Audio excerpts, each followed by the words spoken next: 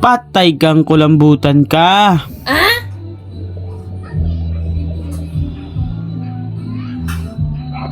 Patay kang isda ka. Nice. Wow, lobster.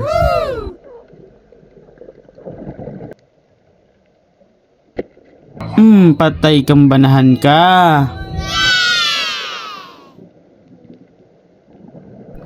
Let's go! Welcome to my channel. Jar Vlog. Spearfishing Adventure. Ayan, magandang araw mga ka-vlog. Panibagong adventure na naman sa karagatan. Ayan, dito nga ay lumaot tayo at tayo po'y dadayo 2 araw. Dahil sa sama ng panahon or sa lakas ng hangin o hangin amihan. Dito nga ipapunta pa lang kami sa spot or sa pagdadayba namin. Ang lakas ng alon. Nakikita nyo naman yan, halos yung alon ay pumapasok na yun sa bangka namin. Talagang nakakatakot. Lakasan na ng loob. Kailangan natin kumayod.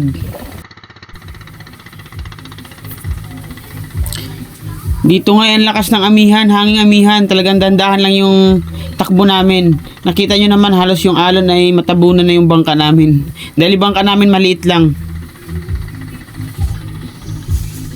Dito nga ay panay ako limas sa bangka dahil dami na ng tubig. Ayan nga halos yung katig ng bangka namin halos bumao na sa tubig, sa ilalim ng tubig. Pero tuloy pa rin tayo mga adventure dahil ito yung hanap natin, ito yung hanap buhay natin, kailangan lakas yung loob natin. Ito yung tunay na adventure.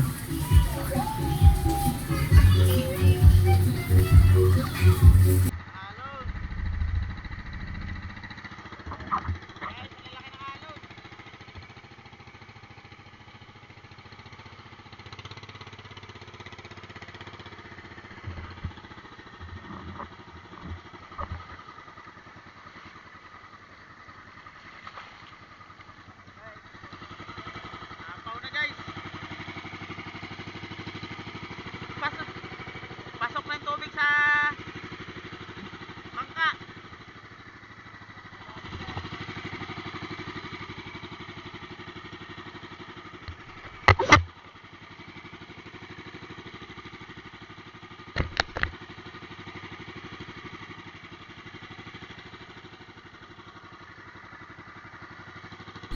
Dito nga nangangawit na yung kamay ko kakalimas ng tubig dahil yung tubig dagat pumapasok sa bangka namin.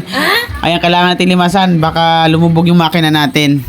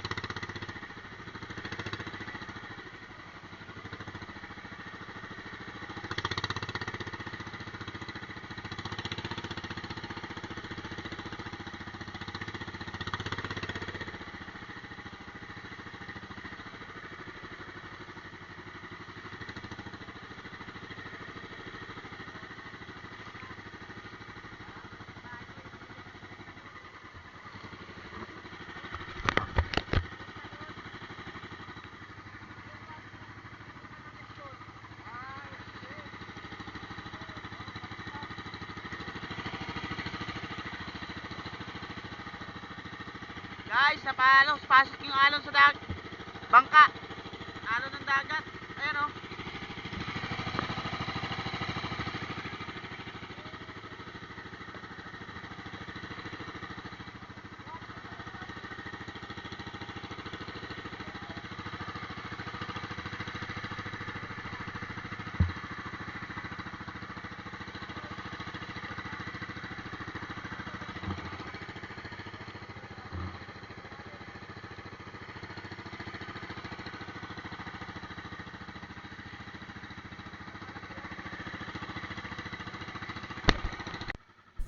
Ayan nga, dahil sa sobrang lakas ng hangin at alon, napilitan natin kumuble. Ayan, tago muna tayo dito sa bundok para makaiwas tayo sa malakas na hangin or alon. Dito ay kakain muna tayo.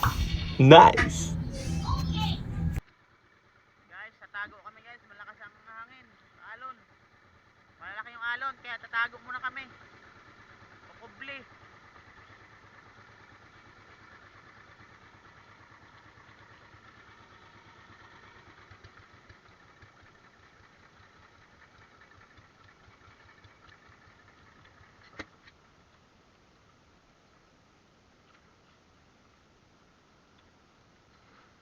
Guys, malaki ang alon.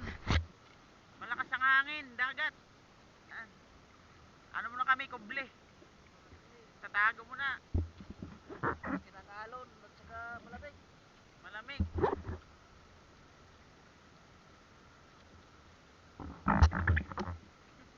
Saluwak-saluwak nga tubig eh. Tagay. Saluwak ang tubig.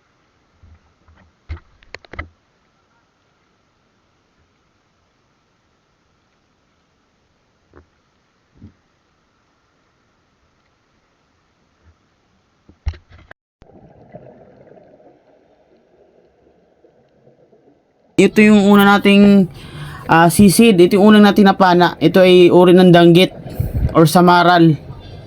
Malaki na rin. Ito yung masarap sabawin. Ito ay hindi masakit makatinik. Parang kagat lang ng langgam. Ayan. Danggit ulit.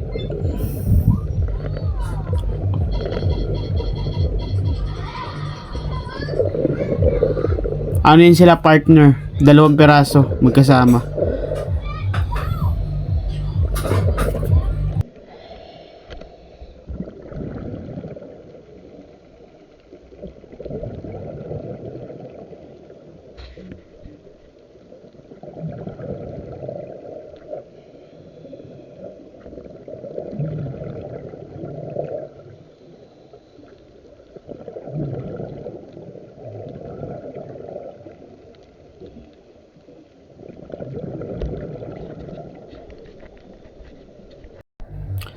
Ayan, ito naman kung tawagin sweet leaves. Ay, masarap dito sa bawin. Tawag namin sa amin dito ay ano yan, gujabaw. Isang uri ng gujabaw. Gujabaw tawag sa amin yan. Ewan ko lang anong tawag sa ibang lugar niyan. Masarap sa bawin yan. Malaki na rin kaya kinuha na natin.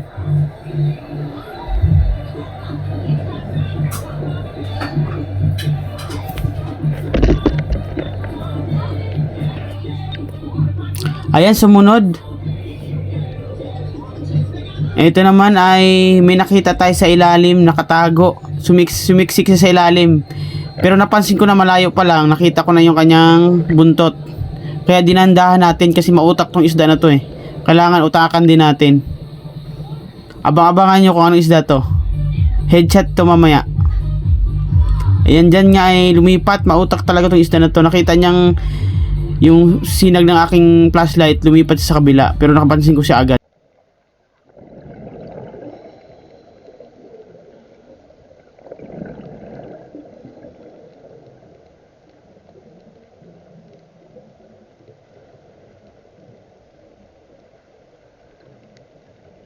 Ayan, headshot. Ito ay isang uri ng lapo, banahan. Ayan, salamat sa Panginoon, nakahuli ulit tayo ng isdang to. Isang uri ng lapo, banahan tawag sa amin yan. Mahal ang kilo niyan. Ayan nga mga kablog, ito naman ay isang liglig or uli din ng lapo. Liglig tawag dyan. Mahal din ang kilo niyan. Umaabot ng 300, pababa yung kilo niyan.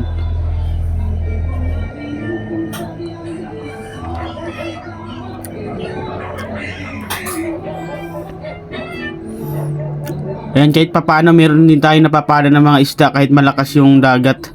Talagang tiyaga-tiyaga lang. Dito naman mga kablog ay ayan oh, sarap sa bawin. Kuhaw yan tawagin sa Bicol, kuhaw. Bruha yata tawag sa bruha tawag yata dito sa amin yan. Hindi ko sure. Bruha ka talaga. Masarap sa bawin yan, paksiw. Mahal din ang kilo niyan. Kaso bibihira lang tayo makapana yan kaya inuulam lang natin yan, bruha. Ayan, pasensya na ako sa background natin ha dahil may nag-video okay. Yan dito naman ay hinanda ko yung aking pana kasi may nakita akong isang malaking bagulan. Kulambutan. Headshot. Dito nga nasintruhan natin yung kulambutan na yan. Ang laki ng kulambutan na yan. Tiyempon-tiyempo. Dahil matagal na tayong ilang araw na rin or ilang beses na tayo nagbablog. Nice. Yan talaga hinahunting natin yung kulambutan or bagulan. Sa wakas ngayon, dahil malamig yung tubig, ayan, labas yan sila. Kaya nakatsyempo tayo ng bagulan or kulambutan. Nasentruhan natin yan sa kanyang patayan. Kaya wala siyang galaw-galaw. Hindi ko alam kung bibenta ba to o ulam. Pero dahil mahal ang isda ngayon, ibibenta natin yan. Pag may kasama yan, ayan, bibenta natin. Ayan, dito naman sumunod ay bagulan ulit at kulambutan. Medyo maliit-liit. Patay kang kulambutan ka. Ayan, dito nga inadaplisan lang natin. Tumama doon sa matigas na part. Ayan, dito nga nagwa-wild or pumapaslag yung ano, kulambutan. Pero ayan, pinatay natin, tinusok natin sa kanyang ulo. Ayan, bibenta natin yun dahil may kasama na siya. Ayan, thank you Lord, nakahuli tayo ng bagulan. Matagal-tagal na rin natin hinahunting tong bagulan na to dahil nakikita natin sa mga vlog ng iba ay laging may huling ginto. Sa wakas tayo naman nakahuli ngayon, thank you Lord. Dito naman mga ka-vlog, mga ka-adventure ay mayroon tayong nakitang lobster kaya dinukot ko. Akala ko walang butas, may butas para sa likod. Ayan, nakatakas. Pero buti na lang andun yung aking papa. Ayan, mabilis. Agad niyang dinakma. Dito naman sumunod ay nakakita ulit tayo ng isang, ayan, yung may bigote. Ang tawag sa inyo nito mga adventure, nalimutan ko tawag dito eh. May bigote. Ang sarap niya, ang laki niya. Sarap niyan. Tsaka mahal ang kilo niyan. Di ko maalala, nasa dulo ng dila ko yung pangalan nito. Basta may bigote siya. Dito naman sumunod mga ka-vlog, mga ka-adventure. Ayan, liglig ulit or isang uri ulit ng lapo. Ayan, makachempo tayo ng gintong mga liglig. Makakabenta tayo ng malaki-laki dahil 300 pababa na rin ang presyo nito. Mahal. Lalo na ngayon malakas yung dagat, hangin. Medyo mahal yung isda natin. Kaya sikapin natin makahuli ng marami. Tsaga-tsaga lang talaga mga ka-adventure dahil sobrang lamig ng hangin or tubig. Talagang kailangan nating pagtyaga. Dito naman mga ka-adventure, mga ka-vlog, another banagan or lobster. Dito naman mga ka-adventure dahil alam kong walang butas dun sa kanyang pinagsisiksikan, kaya tinabi ko muna yung tayom or salungo para madukot natin. Dinukot ko lang yan mga adventure. Buti wala siyang malusutan. Talagang ano siya, corner. Dito nga inahuli natin. Kailangan pag makakita tayo ng ganito lobster, dun sa may antena natin hawakan para di siya makapaslag. Ayan. Ang laki niyan mga adventure. Lobster, ayan. Thank you very much. Thank you Lord dahil nakahuli tayo ng lobster. Kahit malakas yung hangin or yung dagat, talagang labas yung biyaya na nanggagaling sa Panginoon.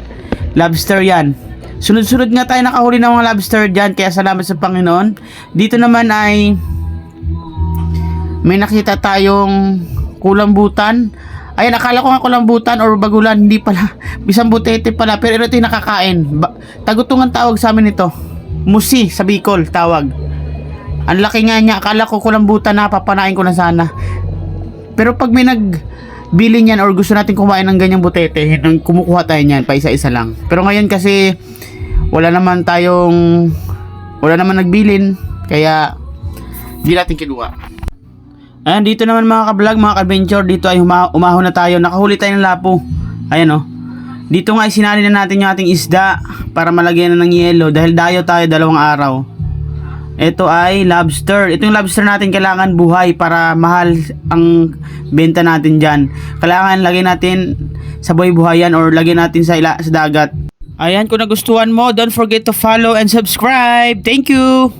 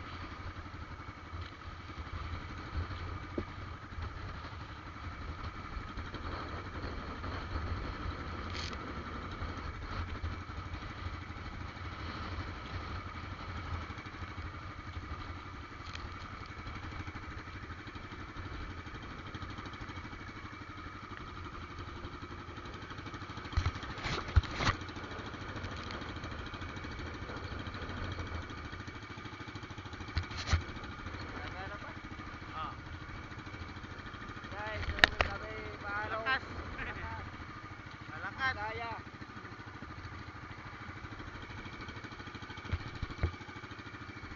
Nahirapan tayo pagbiyahin sa gabi.